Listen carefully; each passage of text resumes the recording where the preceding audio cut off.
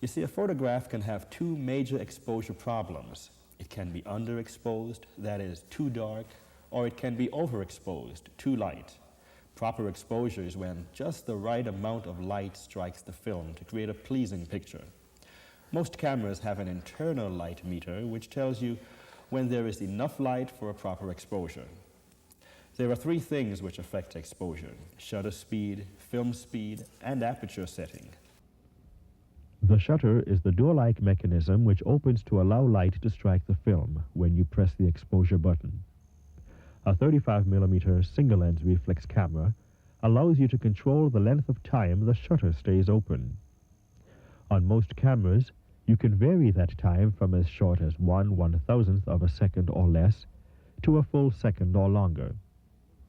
The longer the shutter stays open, the more light is allowed to strike the film. It may seem to you that a slow shutter speed would always be advantageous, since you would always want plenty of light in your pictures. But in photography, each advantage is accompanied by a disadvantage. If your subject is moving, you must use a faster shutter speed, or the action will be blurred. But if the shutter is letting in very little light, you must compensate by opening the aperture wider. Wait, what did you say? Aperture? That's right. You probably were about to explain that, weren't you? Yes. Well, don't let me stop you. The aperture, or iris, as it is also called, is a fan-like circular mechanism which controls the amount of light which strikes the film plane.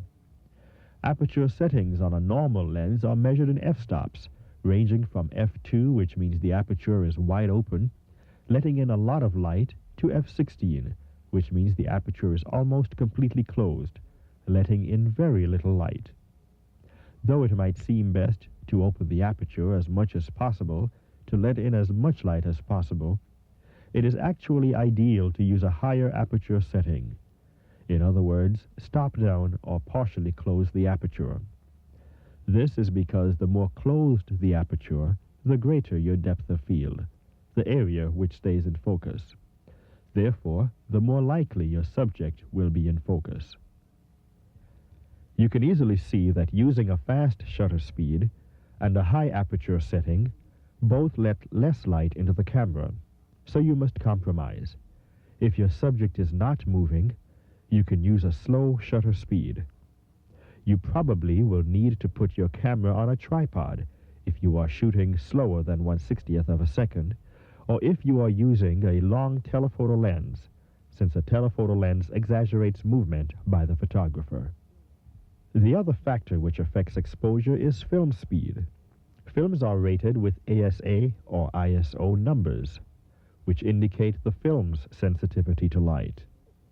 A high ASA number means the film soaks up light very fast. That would seem to be a real advantage, but as we have seen, every advantage is accompanied by a disadvantage. The disadvantage of fast film is that it can be very grainy, causing details in your picture to be lost, especially in dark areas. Therefore, the best images are made on slower films, the ones with low ASA numbers. So you must compromise to reach the ideal setting for your subject and situation. Select a film with a speed which generally fits your setting. In bright sunshine, use a film with a low ASA number. Indoors, you will need to consider a faster film. Then set your shutter speed to an appropriate setting without blurring the action. Of course, today's automatic cameras do a lot of this work for you. Some of them will allow you to set the aperture, and the camera will decide on the best shutter speed. Others ask you to set the shutter speed, and the camera automatically sets the aperture. Well, if the camera can do all this for me, then why should I be concerned about it? Because you may find situations where the automatic settings are fooled by a window, a bright reflection, or a large dark area, making it necessary for you to use the information we have just covered to decide how best to override the automatic features of your camera to get a good picture. Now, if you're not using an automatic camera, or if you choose to override your camera's automatic features, you might want to use a technique which will save you a lot of grief. It's called bracketing. I foresee a good tip coming up. To bracket, you simply take 3 pictures instead of 1. The first is set so as to overexpose one stop. The second is on the setting indicated by your light meter, and the third is one stop underexposed. Because every situation is different, you may not know for sure which shot is the best until your picture is developed. It's much better to take 3 pictures at different settings than to take 1 picture and then wish you had bracketed. And while we're on the subject, don't be afraid to shoot a lot of pictures. Take them from all different angles. Film is cheap compared to the time and trouble of doing a reshoot. That's right. Many times the best idea for a picture won't even occur to you until you've been shooting for a while and your creative juices start to flow. Now, I'm wondering if you could tell us a little bit about the different kinds of film. There are so many, it's a little confusing. Of course.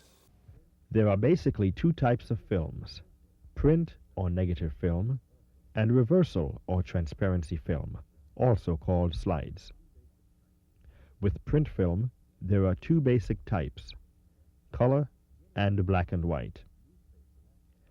Generally speaking, newspapers, not to mention your union papers, want black and white prints with borders because they print mostly in black and white. Color prints do not always reproduce well when they are printed in black and white. That's unfortunate, since color print film and developing services are so readily available. An example of a popular black and white film is Kodak's Tri-X and Kodak's T-Max. They are rated ASA 400, so it is fast enough for almost any situation and has a good grain for a fast film. Of course, if your pictures are going to be printed in color, then you must use color film, and in that case, color slide film performs best for publication. An example of a daylight film is Kodak's Ektachrome.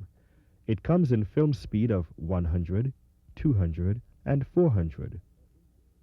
It looks natural outdoors or indoors with a flash, but may look orange or green if you try to use it under artificial room light. In a room with fluorescent lighting, you can use a fluorescent filter on your lens to make your colors more natural. The 80B filter corrects tungsten light for daylight film. Ektachrome 160 is especially made for use with tungsten indoor lighting, so it needs no filters to correct. Kodachrome 64 is another popular film. It has great grain and beautiful color, but it is slow and you may find it difficult to find local processing. Its colors are warmer than Ektachrome's, making it inappropriate for shooting indoors with natural room light. I wanted to ask you about lighting. It seems that lighting makes a real difference in photography. Yes, lighting is a very important aspect of picture taking, no matter what your subject. More often than not, your subjects will be people. When shooting outdoors, try to avoid posing your subjects with the sun in their faces. They tend to squint, and the harsh shadows make their faces look hard. But avoid excessive backlight. Instead, put them in the shadow cast by a building, where the light is even and more flattering. One accessory which you will need is a flash. Very often when shooting indoors, your subject will not be lit well enough to get a good picture. When your flash is mounted close to the lens, pointed directly at your subject, harsh, unflattering shadows result. Moving the flash away and above the lens will make your lighting much more attractive. Connect the flash to the camera with the appropriate cord and hold the flash in your free hand above the camera, or mount the flash on a flash holder away from and above the camera.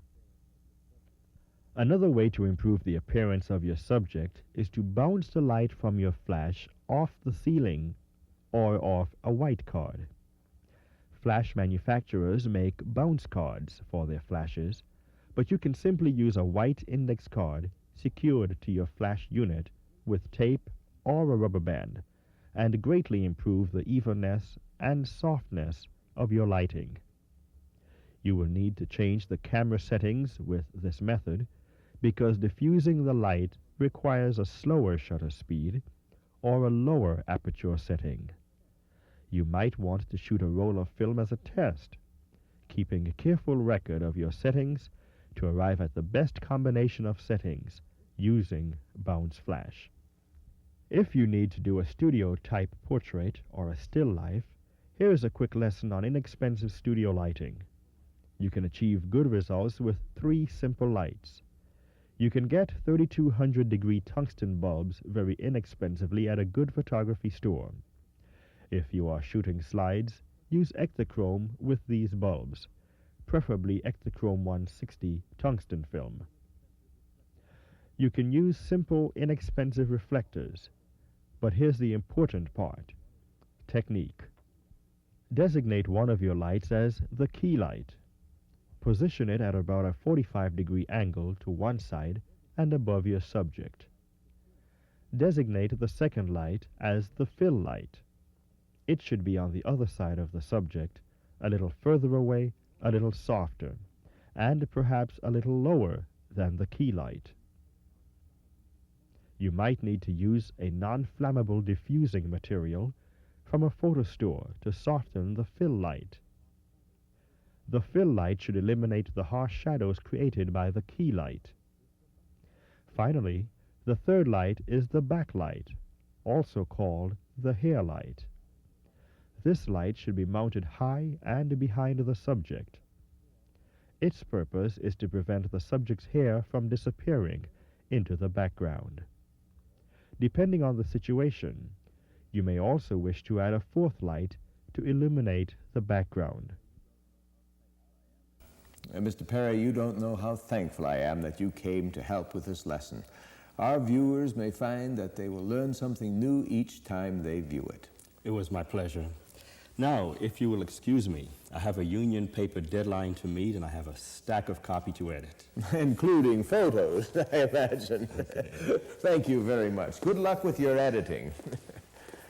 You know, photography is fascinating and fun, but it can also be complicated and expensive. So, as we said before, don't hesitate to find someone in the church who is a good photographer, and do whatever you need to include photos with your news stories. Naturally, there's a lot more which could be said about photography than we have time for, but if you follow these basic principles in this lesson, you will get pictures that you will be proud of. And in our next lesson, well, we'll take a look at another exciting field, broadcasting. Can your church use radio and television? Well, we'll find out in Lesson 7.